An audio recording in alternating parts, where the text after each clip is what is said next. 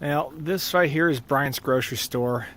This is kind of where it all kind of started and ended for Emmett Till while he was visiting family here in Mississippi. Emmett Till was 14. He came into this store behind me, which we'll get a look at in a second, to buy some candy, and the storekeeper, Carolyn Bryant, accused him of like whistling at her or flirting with her, and she went home and told her husband about it, and him and his brother, they abducted Emmett. They tortured him, threw his body in the Tallahatchie River. Emmett Till's body was recovered by a couple fishermen. The brothers were arrested, tried. 5 days later, they were arrested, tried. Trial lasted about 5 days or so. They were acquitted, not guilty. A year later, they sold their confession to Look magazine, and they admitted to it.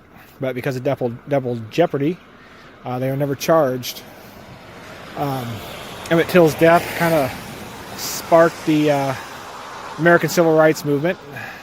Emmet Till's mother had an open casket for her son up in Chicago. The body was severely beaten and mutilated, and really sparked a lot of outrage. There's a store back in the heyday. Young Emmet Till. Some pictures of the trial.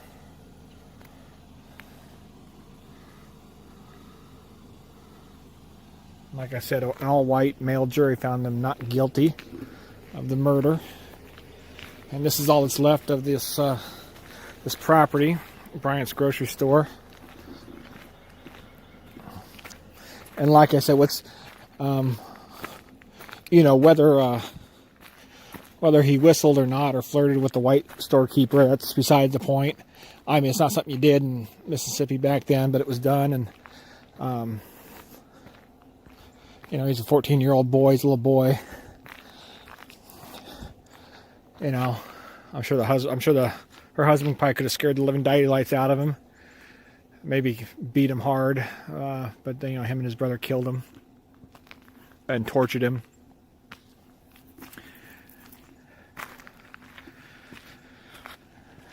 I've been up to Emmett Till's grave in Chicago. I'll put a link to it at the end of this video when I get a chance, but it's a very simple grave in a predominantly African-American cemetery there.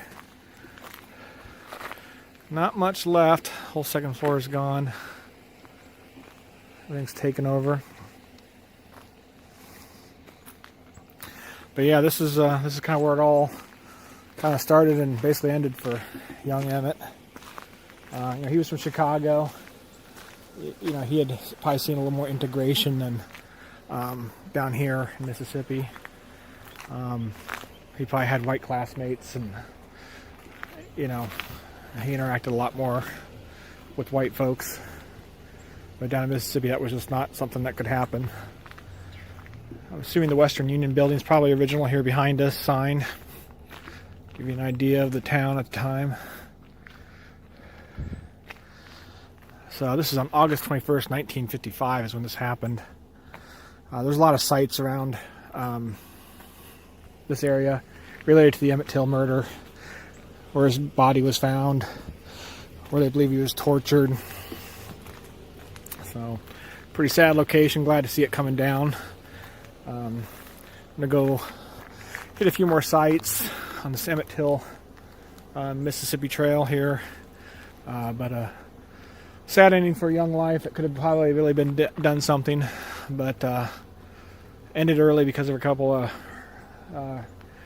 racist assholes and a wife who probably lied about what happened that resulted in this young man's murder. So, Bryant's grocery store here in Mississippi.